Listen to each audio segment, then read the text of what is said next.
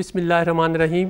अस्सलाम वालेकुम dear students, मेरा नाम डॉक्टर ज़फ़र इकबाल है और आज हम एमफिल एलिमेंट्री टीचर एजुकेशन के कोर्स कोड 3752 का यूनिट 8 डिस्कस करेंगे जो कि इंस्ट्रक्शनल सुपरविजन से रिलेटेड है। डियर स्टूडेंट्स, जैसे कि आप जानते हैं कि सुपरविजन से रिलेटेड हम पहले भी काफ़ी डिस्कस कर चुके हैं पिछले एक चैप्टर में, लेकिन आज थोड़ा सा ये डिफरेंट है पहले से। आज हम सबसे पहले देखेंगे कंसेप्ट ऑफ इंस्ट्रक्शन सुपरविजन है क्या। बेसिकली वो एक्टिविटीज़ जो कि इंस्ट्रक्शन को इम्प्रूव करने के लिए स्कूल लेवल पे की जाती हैं उनको इंस्ट्रक्शनल सुपरविजन कहते हैं। या हम दूसरे अल्फाज में इसको मज़ीद डिटेल में पढ़ना चाहें तो interaction between supervisor and teacher for quality of education, यानी वो दोनों आपस में मिल बैठ के ये देखते हैं कि कौन सा मेथड, कौन सी टेक्निक बेटर होगी टू इम्प्रूव द इंस्ट्रक्शन। यहाँ इंस्ट्रक्शन से मुराद मैं थोड़ा सा क्लियर करता जाऊँ, वो टीचिंग है जो टीचर अपने क्लासरूम में कर रहा है। आज के दौर में हम इनको इंस्ट्रक्शन कहते हैं। जैसे टीचर को हमने फैसिलिटेटर का नाम दे दिया है, इसी तरह ये टीचिंग को हम इंस्ट्रक्शन का नाम दे देते हैं। इसका और अगर कंसेप्ट हम क्लियर करना चाहें तो हम देखते हैं कि process of improving instruction between teacher and supervisor for the benefits of students, यानी जो भी काम इंस्ट्रक्टर कर रहा है क्लासरूम के अंदर, सुपरवाइज़र उसकी हेल्प करता है कि उस प्रोसेस को और बेहतर कर दिया जाए।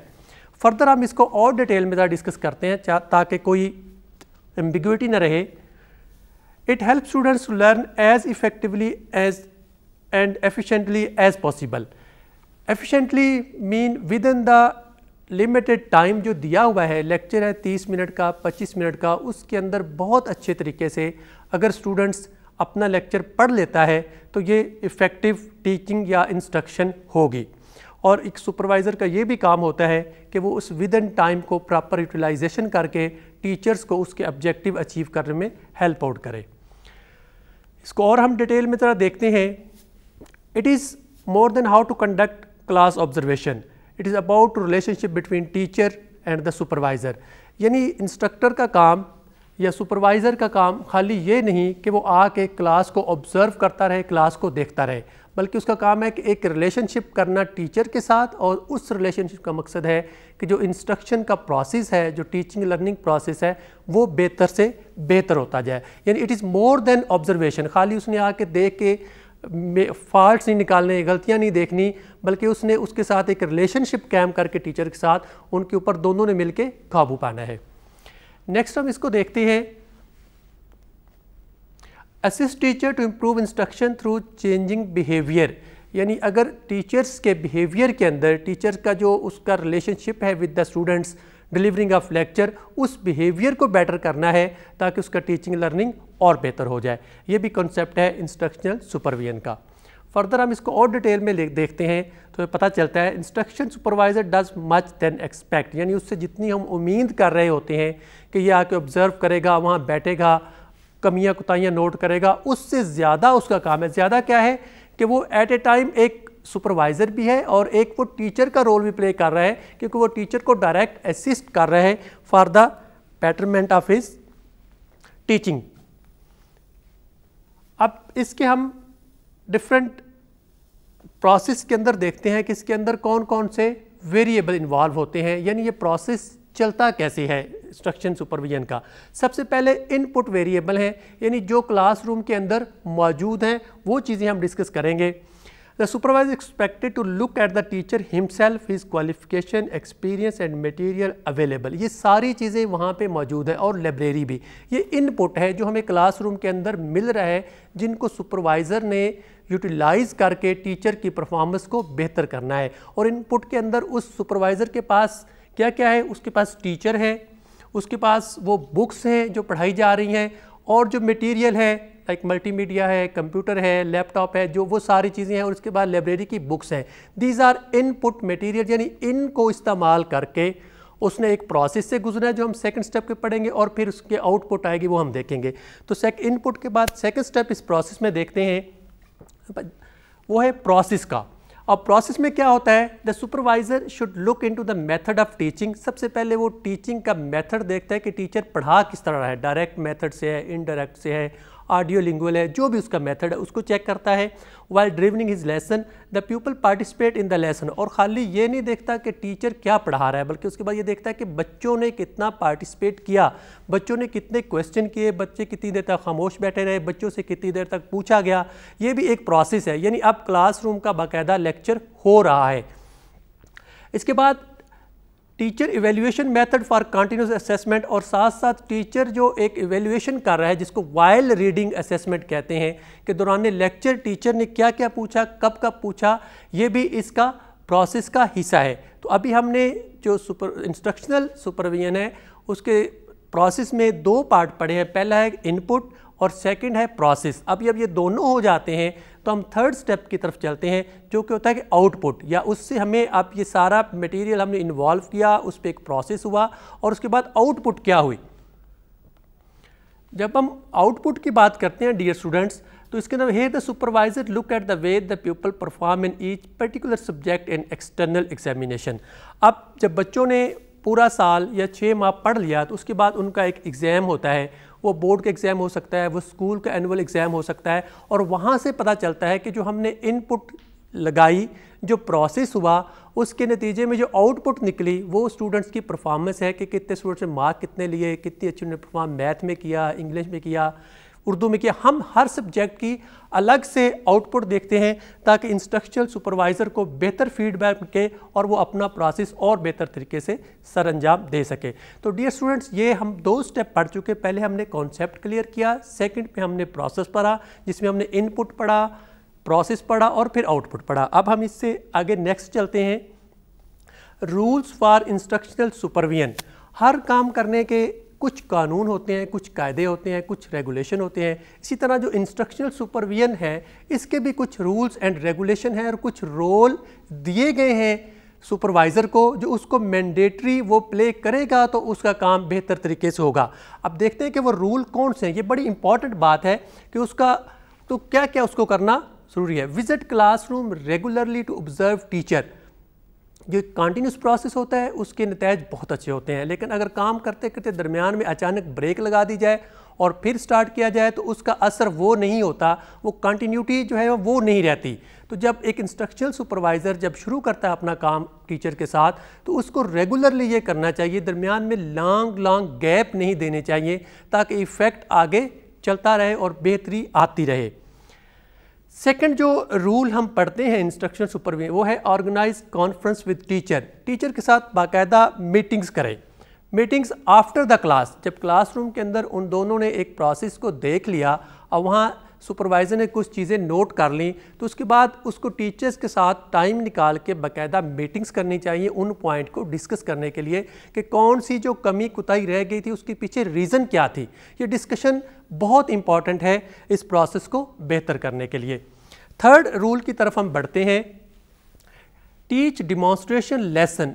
डियर स्टूडेंट्स, ये बहुत इंपॉर्टेंट होता है, इसको कहते हैं ऑन जॉब ट्रेनिंग, कि आप बाकायदा उनको एक लेसन क्लासरूम के अंदर एक्चुअल सिचुएशन के अंदर एक लेसन सुपरवाइज़र पढ़ा के दिखा दे, AV एड्स यूज़ करके पढ़ा दे, स्टूडेंट्स की पार्टिसिपेशन करवा ले और टीचर को ऑब्ज़र्व करवाए। ये बहुत इंपॉर्टेंट है और आमतौर पे इनको मॉडल लेसन भी कहते हैं। आजकल ये डेमो का कॉन्सेप्ट ही बहुत है। जब कभी आप कहीं जॉब के लिए जाते हैं तो आजकल एक इजी सा वे है कि वो कहते हैं कि आप डेमो दें आके। डेमो से मतलब है कि आपको कहा जाता है कि आप एक मॉडल लेसन क्लासरूम के आके एक्चुअल क्लासरूम के अंदर जहाँ स्टूडेंट्स बैठे होते हैं आप वहाँ एक लेक्चर दें ताकि लोग उसको फॉलो करें। तो सुपरवाइज़र भी ये टेक्निक इस्तेमाल करता है कि वो डिमॉन्स्ट्रेटिव लेसन देता है ताकि टीचर उनको फॉलो कर ले। डियर स्टूडेंट्स, हमने ये 3 रूल पढ़े इंस्ट्रक्शन सुपरविजन से related.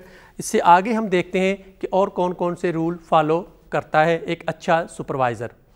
Organise induction courses for newly recruited teacher. जब नए टीचर आते हैं एक कंपटीशन के एग्ज़ाम दे के, अब उनको एक्चुअल पता नहीं होता कि क्लासरूम के अंदर क्या होती है एक्चुअल सिचुएशन, तो उनको जो न्यूली इंडक्टेड टीचर है उनके लिए इंडक्शन कोर्सेज का वो एहतमाम करता है, उनको बताता है कि how to start your career, आपने कैसे स्टार्ट करना है।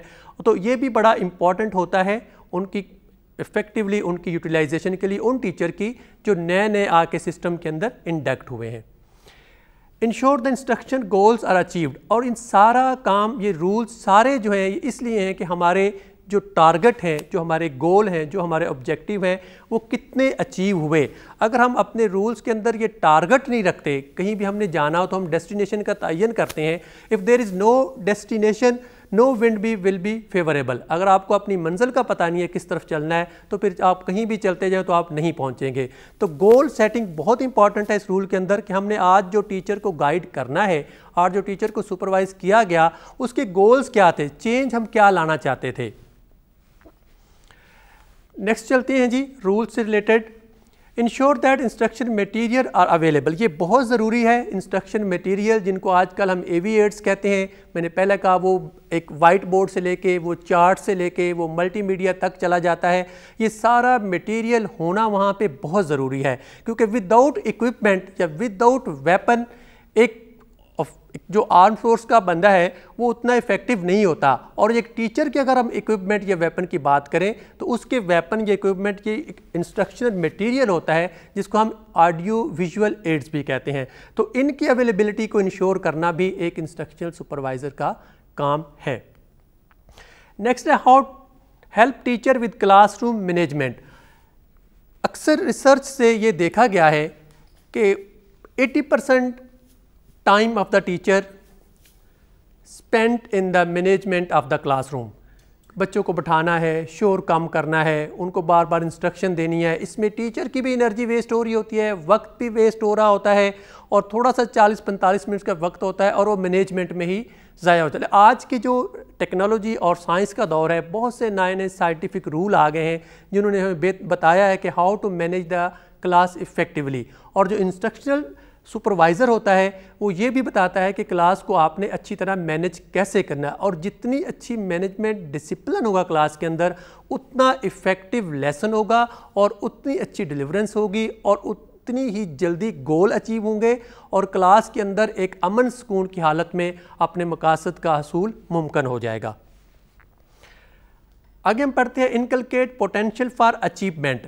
अचीवमेंट क्या है? अचीवमेंट यहाँ पे गोल है, ऑब्जेक्टिव है जो हमने सामने रखे हैं। और एक अच्छा जो सुपरवाइज़र होता है वो इनकलकेट कर देता है, पर्सनैलिटी का हिस्सा बना देता है टीचर की कि उसने अपने गोल को अचीव कैसे करना है। जब भी हम कोई काम करते हैं तो हर एंड पे जाके हम उसकी इवेल्युएशन ज़रूर करते हैं कि हम कितने कामयाब हुए, कितनी हमें और एफर्ट्स करनी चाहिए थी कि हम और इससे बेहतर परफॉर्म कर सकते। तो इस रूल के अंदर भी यह है कि evaluate teacher effort to achieve objective. वो टीचर की एफर्ट को भी एवेल्यूएट करता है, एवेल्यूएशन करता है। An evaluation not for negative purpose, evaluation for the better performance, for the change. तो इस रूल्स के अंदर भी है कि एंड के ऊपर टीचर्स को एवेल्यूएट भी किया जाता है कि ऑब्जेक्टिव कितने अचीव हुए। Motivate and lead teacher into professional maturity. जब ये उसने एवेल्यूशन कर ली, अब एवेल्यूशन के बाद उसने डिस्करेज नहीं करना टीचर को, बल्कि उसको इनकरेज करना है, उसको असिस्ट करना है, उसको हेल्प आउट करना है कि वो और बेहतर परफॉर्म करे ताकि आइंदा से जो गोल हैं वो और बेहतर से अंदाज से अचीव हो जाएं और उस टीचर के अंदर उसकी प्रोफेशनल कैपेबिलिटी और बेहतर हो। अब हम देखते हैं कि टेक्निक्स कौन कौन सी हैं। अभी तक डियर स्टूडेंट्स हम थोड़ा सा अगर बैक देखें तो हमने क्या क्या पढ़ा है। हमने कॉन्सेप्ट क्लियर किया सबसे पहले, फिर उसके बाद हमने प्रोसेस पढ़ा, इनपुट प्रोसेस आउटपुट। इसके बाद हमने रूल्स पढ़े कि एक जो इंस्ट्रक्शनल सुपरवाइज़र है उसको कौन कौन से रूल्स फॉलो करने हैं। अब हम आगे देखते हैं कि टेक्निक्स कौन कौन सी हैं, कौन कौन सी मेथड वो यूज़ करता है, टेक्निक यूज़ करता है to improve his instructional supervision process. तो सबसे पहले है क्लासरूम ऑब्जर्वेशन। ये सबसे बेसिक है कि वो क्लासरूम के अंदर पीछे बैठ जाता है आके और वो ऑब्ज़र्व करता है और ऑब्ज़र्व साथ वो अपनी नोट डाउन करता जाता है कि टीचर कितना टाइम बोला, स्टूडेंट्स ने कितना पार्टिसिपेट किया, कितना अच्छे तरीके से कंटेंट डिलीवर किया गया, क्वेश्चन कितने, लेसन का इंट्रोडक्शन कितना अच्छा करवाया गया। तो ऑब्जर्वेशन ये पहली टेक्निक है to observe the class by the instructional supervisor. Second technique है डिमॉन्स्ट्रेशन। जैसा कि हम पहले भी जिक्र कर चुके हैं कि डिमॉन्स्ट्रेशन लेसन होते हैं और demonstration is the most effective way to teach something. यानी आप एक्चुअल सिचुएशन के अंदर वो चीज़ करते हैं और टीचर उसको ऑब्जर्व करता है और उसको फिर फॉलो करता है। तो ये भी एक टेक्निक है कि जब क्लास ऑब्जर्व कर ली तो उसके बाद अगर सुपरवाइज़र ये समझता है कि मेरी ज़रूरत है तो वो एक डिमॉन्स्ट्रेशन लेसन डिलीवर करता है सामने आके। तो demonstration is the second technique for instructional supervision process. इसके बाद टीचर विजिटेशन, कि टीचर के पास जाना है, विजिट करना है। एक तो विजिट उसने कर ली, क्लासरूम के अंदर उसने ऑब्जर्व कर लिया, वहाँ उसने डेमो भी दे दिया, लेकिन ये काफ़ी नहीं है। अब क्लासरूम से जब आप निकल गए हैं तो फिर भी जाके टीचर से मिलना, टीचर से डिस्कस करना, उसके प्रॉब्लम पूछना कि अगर उसका कंटेंट अच्छा नहीं है तो उसकी डिस्कस करना कैसा क्यों नहीं है, अगर मेथोडोलॉजी में प्रॉब्लम है तो वो, तो टाइम एंड अगेन टीचर के साथ इंटरेक्शन, टीचर के साथ बैठना, डिस्कस करना, ये भी एक टेक्निक है इंस्ट्रक्शनल सुपरविजन की। आगे हम देखते हैं इंस्ट्रक्शन सुपरविजन के हवाले से तो वर्कशॉप्स हैं। बाज़ दफ़ा हम देखते हैं कि नए टीचर आते हैं या कोई नया सिलेबस इंट्रोड्यूस करवा दिया जाता है, कोई नया कॉन्सेप्ट आ जाता है, तो फिर ऑन जॉब ट्रेनिंग होती हैं जिनको हम वर्कशॉप्स कहते हैं। ये टाइम एंड अगेन हमारी यूनिवर्सिटियाँ, हमारे इदारे इसका करते रहते हैं और इसके लिए जो फीडबैक है वो इंस्ट्रक्शनल सुपरवाइज़र देता है कि अब आप ये ट्रेनिंग करवाएँ नीड एनालिसिस करके। तो ये भी एक इंस्ट्रक्शन सुपरविजन की टेक्निक है कि आप वर्कशॉप्स का अरेंज करते हैं फॉर द टीचर्स। आगे है माइक्रो टीचिंग। जैसा कि नाम से पता चल रहा है, मैक्रो बड़ा होता है और दूसरा वर्ड माइक्रो छोटा होता है। हम लेसन को छोटे छोटे टुकड़ों में 5-5, 10 मिनट का करके तो उसको हम वहाँ डिमॉन्स्ट्रेट करता है इंस्ट्रक्शनल सुपरवाइज़र। क्लासरूम छोटी कर दी जाती है, टाइम कम कर दिया जाता है और इस माइक्रो टीचिंग के ज़रिए भी वो टीचर की एफिशिएंसी, टीचर की जो टीचिंग है उसको बेटर करने की कोशिश करता है। नेक्स्ट है लिसनिंग टू टेप, रेडियो और रिकॉर्डिंग। बाज़ दफ़ा इंस्ट्रक्शनल सुपरवाइज़र ये टेक्निक यूज़ करता है कि हो सकता है कि वहाँ उसको कुछ चीज़ें वो ना लिख सके या उसको याद ना रहे, तो वो रिकॉर्ड कर लेता है लेसन को। और ये रिकॉर्ड टेप के भी हो सकता है, वो रेडियो के ज़रिए, या आजकल तो विजुअल भी आ गया है, बाकायदा वो उसकी फ़ोटो ले लेता है, पूरी मूवी बना लेता है और फिर उसको बाद में देख के उसके अंदर वो करेक्शन रिकमेंड कर देता है टीचर के साथ बैठ के। ये भी एक टेक्निक है कि आप वहाँ पे ये आजकल के जो हमें टेक्नोलॉजी ने चीज़ें दे दी हैं इसके थ्रू हम रिकॉर्ड कर लें और रिकॉर्ड को हम आपस में सुपरवाइज़र के पास टीचर बैठ के देख के उसके अंदर अपनी करेक्शन कर ले। नेक्स्ट टेक्निक है गाइडेड प्रैक्टिस। जैसा कि इसके नाम से है कि गाइड करना, कि साथ बैठ के उसको समझाना, बताना, यानी ऐसी प्रैक्टिस जिसके अंदर वो सुपरवाइज़र उसके साथ मौजूद है। वो ये भी तरीका हो सकता है, वो टीचर लेसन डिलीवर कर सकता है तो वो साथ खड़ा हो जाए, वो साथ साथ ही उसको बताता जाए, हेल्प आउट करता जाए, या खुद कह दे कि मैं अब करता हूँ, पहले मैं डिलीवर करता हूँ उसके बाद आप करें। तो ये होती है गाइडेड प्रैक्टिस जिसके अंदर हर स्टेप के ऊपर गाइड किया जाता है, रहनुमाई की जाती है और इस तरह टीचर अपनी टीचिंग को इम्प्रूव करता है। अगर इस सारे टेक्निक्स को यूज़ करके भी आप देखते हैं कि प्रॉब्लम कुछ बड़ा है और वो समझ नहीं आ रहा और वो एग्जिस्ट कर रहा है परमानेंटली, तो उसके बाद फिर होता है कि आप रिसर्च उस पर कर लें। अब रिसर्च के लिए एक प्रॉपर टेक्निक या मेथोडोलॉजी इस्तेमाल की जाती है, उसके अंदर बाकायदा प्रॉब्लम की आइडेंटिफिकेशन होता है, फिर इसके ऊपर आप कोई हाइपोथेसिस डिलीवर करते हैं, ऑब्जेक्टिव सामने रखते हैं, फिर एक रिसर्च का डिज़ाइन बनाते हैं, फिर डेटा कलेक्शन करते हैं, फिर डेटा का एनालिसिस करते हैं and on the basis of that analysis आप कुछ चीज़ें रिकमेंड करते हैं कि ये चीज़ें अगर टीचर अपनी पर्सनैलिटी या अपनी मेथोडोलॉजी या अपनी टीचिंग के अंदर ले आए तो बेटर हो जा। तो ये थोड़ी सी डिफरेंट है, लेकिन ये उस सूरत में हम ये टेक्निक्स यूज़ करते हैं जब कोई प्रॉब्लम बड़ा हो और वो परमानेंटली आ रहा हो और उसका सलूशन ये जो हमने पहले डिस्कस किए हैं, ऑब्जर्वेशन, डिमॉन्स्ट्रेशन, वर्कशॉप, इनसे उसका सलूशन नहीं आ रहा तो फिर हम रिसर्च का सहारा लेके एक इंस्ट्रक्शनल सुपरवाइज़र टीचर को असिस्ट कर सकता है for the betterment of his instructional process, जो कि टीचिंग है। डियर स्टूडेंट्स, जो अब हमने एक और स्टेप आगे बढ़ते हैं, एक नया हमारा डिस्कशन का पॉइंट है। जो हम काम करते हैं वहाँ कुछ चैलेंजेस पेश आते हैं, कुछ डिफ़िकल्टी होती हैं, कुछ प्रॉब्लम होती हैं जो कि हल हो जाती हैं अगर हमें पता हो कि ये हमें प्रॉब्लम आएंगी, और ये हमें पहले से जो इंस्ट्रक्शनल सुपरवाइज़र है अगर वो अपने माइंड में रखे कि ये चैलेंजेस मुझे पेश आने हैं, मैंने इन पे काबू पाना है, तो बेहतर तौर पे तैयारी के साथ आएगा और इन चैलेंजेस को फेस करेगा। अब देखते हैं कि हम ये इंस्ट्रक्शनल सुपरविजन में कौन कौन से चैलेंजेस हैं जो एक सुपरवाइज़र फेस कर सकता है। Lack of adequate training and support. सबसे जो पहली बेसिक बात है वो इंस्ट्रक्शनल सुपरवाइज़र की अपनी ट्रेनिंग है। अगर वो प्रॉपर ट्रेंड नहीं है, अगर वो अपने प्रोफेशन में कम्पिटेंट नहीं है, अगर उसको पता नहीं है कि मैंने जाके अब वहाँ पे उनको गाइड करना है, सपोर्ट करना है या ऑर्डर करना है, मेरा काम क्या है एक्चुअली, तो तब तक वो बेहतर परफॉर्म नहीं कर सकेगा। तो सबसे पहले ये है कि जो भी सुपरवाइज़र है, इंस्ट्रक्शनल सुपरवाइज़र, उसको प्रॉपर ट्रेनिंग हो कि उसने अपने काम को कैसे करना है, और ट्रेनिंग के साथ साथ उसको सपोर्ट हो। ये सपोर्ट कहाँ से आएगी और कौन देगा?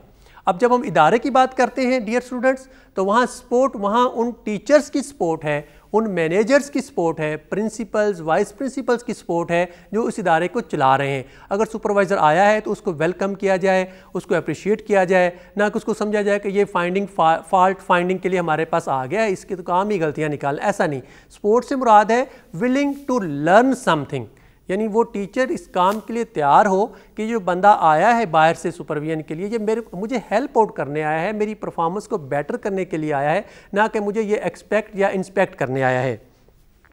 सेकंड के अंदर हम देखते हैं कि चैलेंज के अंदर एक्सेसिव वर्कलोड। डियर स्टूडेंट्स, बाज़ इदारों में बाहर से सुपरवाइज़र नहीं आते, बल्कि ये सुपरविजन का काम वहाँ के प्रिंसिपल्स, वाइस प्रिंसिपल या कोई और सीनियर स्टाफ मेंबर कर रहा होता है। तो चूँकि इदारे के अंदर काम बहुत ज़्यादा होता है, तो ये भी एक चैलेंज होता है कि प्रिंसिपल या वाइस प्रिंसिपल रोज़ क्लास का विज़िट नहीं कर सकता, वो रोज़ वहाँ या के टीचर के पास बैठ के उसका लेसन ऑब्ज़र्व नहीं कर सकता। और मैं प्रैक्टिस में देखने में आया है कि आमतौर पे प्रिंसिपल दरवाजे के सामने से गुजर जाता है कभी कभार, और वो समझता है इतना ही मेरा शायद काम है। इतना नहीं है, उसको वहाँ बैठना चाहिए, अपने वर्क को बेटर मैनेज करना चाहिए, ताकि वो प्रॉपर टाइम दे के एज ए इंस्ट्रक्शनल सुपरवाइज़र बन के वहाँ जाके टीचर्स की परफॉर्मेंस को देखे और वहाँ कुछ रिकमेंडेशन उसको दे। तो वर्कलोड को मैनेज करना भी ज़रूरी है, और ये एक चैलेंज भी है आज के सुपरवाइज़र के लिए, जो इंटरनल सुपरवाइज़र है, कि वो टाइम नहीं निकाल पा रहा। इनएडिक्वेट एजुकेशनल रिसोर्सेज, जैसा कि हमने पीछे बात की, जब हम प्रोसेस की बात कर रहे थे तो वहाँ हमने रिसोर्सेज का जिक्र किया। तो रिसोर्सेज की कमी भी हमारे काम में आड़े आती है, हम काम को प्रॉपर नहीं कर सकते, तो रिसोर्सेज की फराहमी भी ज़रूरी है। इसके आगे है जी traditional views of teacher toward super. पुराने वक्तों में ख्याल था कि ये सुपरवाइज़र आ रहा है, ये तो हमारी गलतियाँ निकालने आ रहा है। और दूसरा एक और, डियर स्टूडेंट्स, जो सीनियर टीचर होते हैं, जो काफ़ी एक्सपीरियंस्ड होते हैं, वो समझते हैं ये हमारी गलतियाँ निकालने आ रहा हो, तो ये तो कल का बच्चा और हम बड़े कंपिटेंट और एक्सपीरियंस लोग हैं, तो ये क्या जानता है। तो ये ट्रेडिशनल व्यू को ज़रा चेंज करने की बात है कि हम आज बदलें, कि आज के दौर में जो नई नई टेक्नोलॉजी, नई नई रिसर्चेज आ रही हैं, तो सुपरवाइज़र बेटर इक्विप्ड है विद देम। डियर स्टूडेंट्स, आज हमने चैप्टर 8 डिस्कस किया, जो कि इंस्ट्रक्शनल सुपरविजन से रिलेटेड था। इसमें हमने रूल्स पढ़े, प्रोसेस पढ़ा, कॉन्सेप्ट पढ़ा, चैलेंजेस पढ़े, ये सारी बातें हमने डिस्कस की कि हम अपने जो इंस्ट्रक्शनल सुपरवाइज़र है उसको कैसे बेहतर कर सकते हैं। तो इंशाल्लाह अगले किसी लेक्चर में किसी और टॉपिक के साथ आपके पास हाज़िर होंगे। फ़ी इमान अल्लाह।